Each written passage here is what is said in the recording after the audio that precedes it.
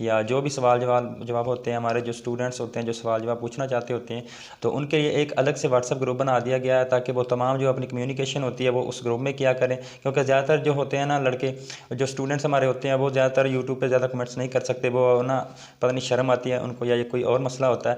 तो हमने एक व्हाट्सअप ग्रुप बनाया, उसमें हम टेस्ट भी लिया करेंगे और जो होता है सवाल जवाब होते हैं उनके भी जवाब दिया करेंगे। काफ़ी सवाल जवाब आ रहे हैं कि पंजाब पुलिस के मुतालिक बता दें, जो पोस्टपोन्ड हो चुकी हैं फ़ेज़ 2, और जो मेडिकल हैं वो कहाँ तक पहुँचे हैं।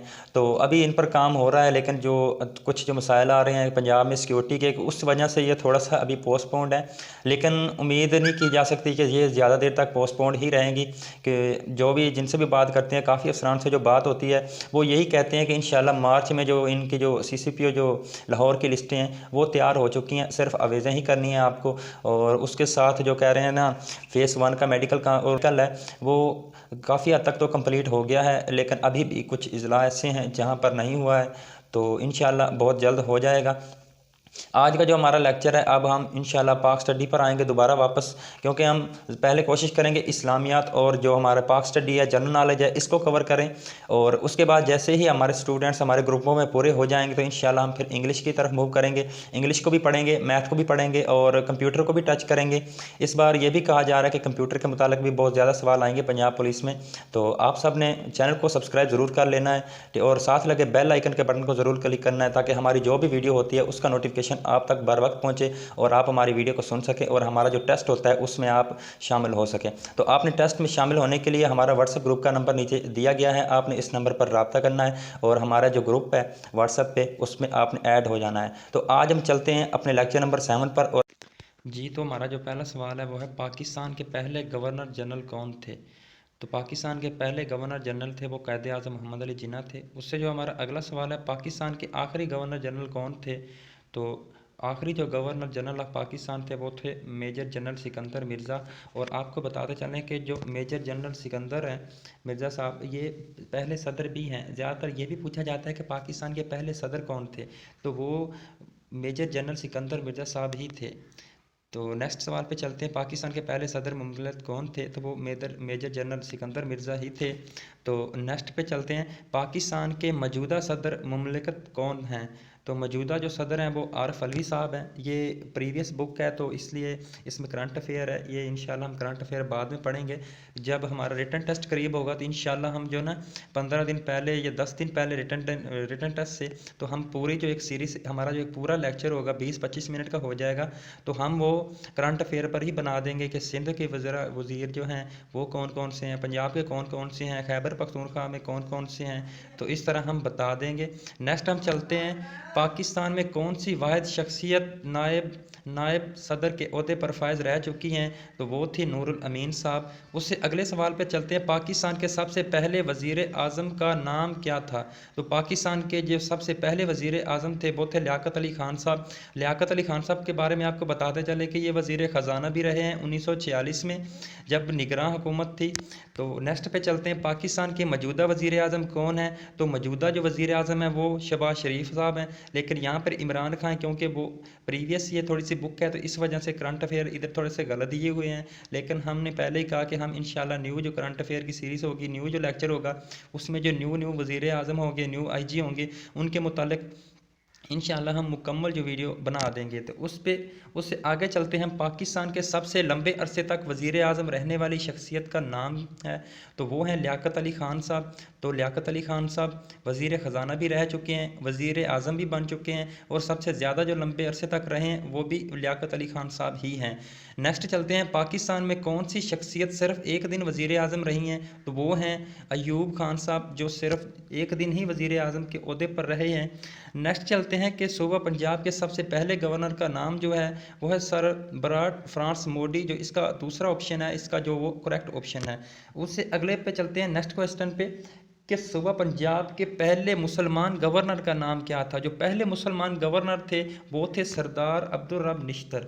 नेक्स्ट सवाल पे चलते हैं, सूबा पंजाब में गवर्नर के ओहदे पर सबसे ज़्यादा अरसा तक फायज रहने वाली शख्सियत का नाम क्या है? तो वो हैं लेफ्टिनेंट जनरल रिटायर्ड खालिद मकबूल साहब। नेक्स्ट सवाल पे चलते हैं हम। सूबा पंजाब के मौजूदा गवर्नर का क्या नाम है? तो मौजूदा जो गवर्नर हैं वो चेंज हो चुके हैं, लेकिन यहाँ पे क्योंकि बताया हुआ चौधरी मोहम्मद सरवर साहब हैं, तो जब वो पीटीआई की गवर्नमेंट थी पाकिस्तान में तो उस वक्त चौधरी मोहम्मद सरवर साहब थे, लेकिन अब चेंज हो चुके हैं और जो मौजूदा गवर्नर हैं वो बलीगुर रहमान साहब हैं। तो नेक्स्ट चलते हैं हम। सवाल नंबर हमारा 14 है, उस खतून का नाम क्या है जो सुबह सिंध की गवर्नर रही हैं? तो जी उस खतून का नाम है बेगम रेहाना लियाकत अली ख़ान। ये लियाकत अली ख़ान की वाइफ थी। तो ये जो गवर्नर थे सिंध की, ये पहली खतून थी। कई बार ये सवाल आया है, एमसीक्यूज़ में पूछ लिया जाता है और कभी कभी इंटरव्यू में भी पूछ लिया जाता है। नेक्स्ट सवाल पे चलते हैं हम। सूबा पंजाब के पहले वज़ीर आला का नाम था, जो सूबा पंजाब के जो पहले वज़ीर आला थे वो थे इफ्तिखार हुसैन ममरूत। तो नेक्स्ट सवाल पे चलते हैं। सूबा पंजाब की वो कौन सी शख्सियत है जो सबसे ज़्यादा बार मुंतखब वज़ीर आला रही? तो जो सूबा पंजाब की रही है वो हैं शहबाज शरीफ साहब। हम अगले सवाल पे जाएंगे। सूबा पंजाब के मौजूदा वज़ीर आला का नाम क्या है? तो मौजूदा जो वज़ीर आला है वो एक निगरान बैठा हुआ है, मोहसिन नकवी साहब। तो नेक्स्ट चलते हैं हम। वो कौन सी शख्सियत है जो 2 दफ़ा सूबा पंजाब का वज़ीर आला रहने के बाद पाकिस्तान का वज़ीर आज़म भी रहे? तो वो थे मियाँ नवाज़ शरीफ साहब थे। नेक्स्ट सवाल पे जाएंगे। वो कौन सी शख्सियत है जो सबसे ज़्यादा बार पाकिस्तान की वज़ीर आज़म रही? तो वो थी मोहम्मद नवाज़ शरीफ। मैं थोड़ा सा तेज़ी से पढ़ रहा हूँ क्योंकि हम चाहते हैं कि एमसीक्यू ज़्यादा से ज़्यादा हम कवर कर सकें। तो नेक्स्ट जाते हैं। सूबा सिंध के पहले गवर्नर का नाम क्या था? तो सूबा सिंध के जो पहले गवर्नर थे वो थे शेख गुलाम हुसैन हदायतुल्लाह साहब थे।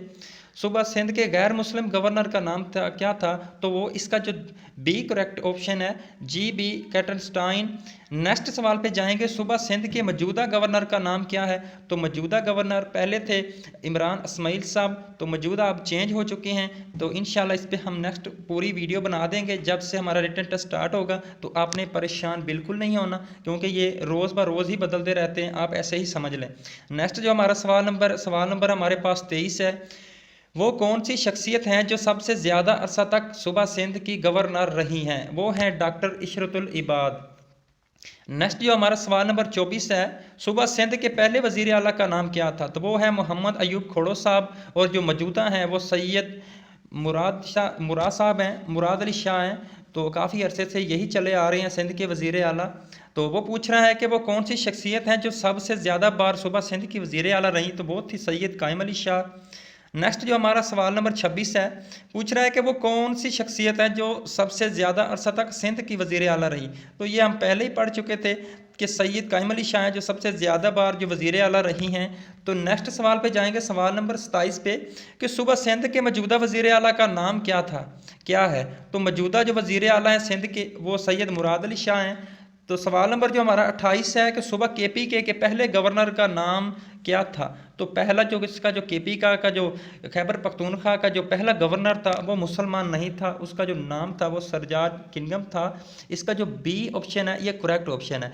मैं थोड़ी सी जल्दी पढ़ रहा हूँ, आपने परेशान नहीं होना, इंशाल्लाह आपको अच्छे तरीके से समझ आएगी। पाकिस्तान के आइन में वफाकी मुकन्ना को क्या नाम दिया गया है? तो बहुत इंपॉर्टेंट सवाल है ये, पीपीएससी के पेपर्स में भी आ जाता है इस तरह का एमसीक्यूज। तो इसका जो करेक्ट ऑप्शन है वो है बी पार्लियामेंट। कौमी असम्बली में नशिस्तों की कुल कितनी तादाद है? आपने एक गूगल पे पूरी इन मुतालिक सर्च करनी है कि पंजाब असम्बली में कितनी नशिस्तें होती हैं, फ़ीमेल की कितनी होती हैं, ईसाइयों की कितनी होती हैं, गैर मुस्लिम की कितनी होती हैं, तो मेल की कितनी होती हैं। तो आपको ये टॉपिक अच्छे तरीके से आना चाहिए। इनके मुतालिक हर पेपर में 1-2 नंबर का सवाल आ ही जाता है। तो कौमी असम्बली में जो नशिस्तों की तादाद होती है वो होती है 342। नेक्स्ट सवाल पे चलेंगे। कौमी असम्बली में ईसाइयों की मखसूस नशिस्तों की तादाद कितनी है? 4। इधर को टिक नहीं लगा हुआ तो इसलिए आपने 4 नहीं, ये 4 इसका ऑप्शन है। नेक्स्ट चलते हैं। पाकिस्तान में वोटर की कम से कम उम्र कितनी होनी चाहिए? तो 18 साल होनी चाहिए। अगर आप 18 साल के हैं तो आप वोट दे सकते हैं। पाकिस्तान में कौमी असम्बली की मुद्दत कितनी है? तो 5 साल है। कौमी असम्बली की सदारत कौन करता है? बहुत अहम सवाल है, काफ़ी बार ये प्रीवियस पेपर में पूछा गया है कि कौमी असम्बली की जो सदारत करता है वो कौन करता है? तो डिप्टी स्पीकर करता है या स्पीकर करता है? जो इसका करेक्ट ऑप्शन है वो है स्पीकर। सदर पाकिस्तान की गैर मौजूदगी में कायम मुकाम सदर कौन होता है? जब सदर पाकिस्तान का ना हो या कहीं बहरोने मुल्क के दौरे पर गया हो तो उसका जो पीछे जो उसका जो ओहदा संभालते हैं वो सेनेट का जो चेयरमैन होता है वही संभालते हैं। सेनेट का रुकन कितने अरसे के लिए मुंतखब होता है? तो 6 साल के लिए होता है मुंतखब।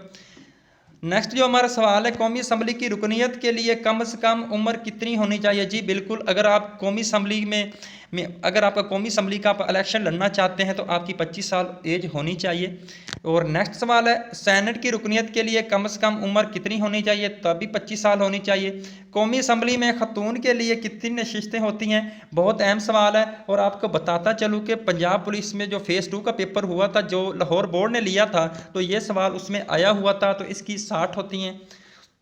सेनेट की कुल कितनी नशिस्तें होती हैं सेनेट की? तो 104 हैं। तो अब 2023 में इसकी जो 8 जो फाटा का जो एक था, वो फाटा जो जम हो गया खैबर पख्तूनख्वा में, तो अब इनकी जो सीटें हैं वो तकरीबन 96 रह गई हैं। तो नेक्स्ट सवाल पे चलते हैं, सेनेट में इस्लामाबाद की को कितनी नशिस्तें हैं? सेनेट में इस्लामाबाद की कितनी नशिस्तें हैं? तो 4 नशिस्तें हैं सेनेट में इस्लामाबाद की। सवाल नंबर हमारे पास 42 है, सेनेट में फाटा के लिए कितनी नशिस्तें हैं? फाटा के लिए 8 है, लेकिन अब फाटा जो है वो जम हो गया है खैबर पख्तूनख्वा में, तो अब इनकी कम कर दी गई हैं। सुबह KPK के पहले मुसलमान गवर्नर का नाम क्या है? तो पहले मुसलमान जो गवर्नर थे सुबह KPK के, तो उनका जो नाम है साहबजादा मोहम्मद खुर्शीद है। नेक्स्ट सवाल पे चलेंगे, सवाल नंबर 44 पे, सुबह KPK के मौजूदा गवर्नर का क्या नाम है? तो मौजूदा जो अब गवर्नर चेंज हो चुका है, पहले इकबाल ज़फ़र झगड़ा था जब PTI की हुकूमत थी, तो अब इन्होंने चेंज कर दिया है। सुबह KPK के पहले वज़ीर आला का नाम क्या है? तो खान अब्दुल क़य्यूम खान साहब हैं जो पहले वज़ीर आला थे खैबर पख्तूनख्वा के। सुबह KPK के वज़ीर आला हैं महमूद खान साहब, ये तो सिर्फ PTI की हुकूमत में थे, लेकिन अब जो है वो निगरान सेटअप आ गया है, अब चेंज हो गए हैं। तो हमारा जो नेक्स्ट सवाल है वो है, सुबह बलूचिस्तान के पहले गवर्नर का क्या नाम था? तो पहला जो गवर्नर था सुबह बलूचिस्तान का वो थे लेफ्टिनेंट जनरल रियाज हुसैन साहब। सवाल नंबर हमारे पास 48 है, सुबह बलूचिस्तान के मौजूदा गवर्नर का नाम क्या है? मौजूदा गवर्नर जो हैं वो अमीर मोहम्मद खान जगज़ाई हैं।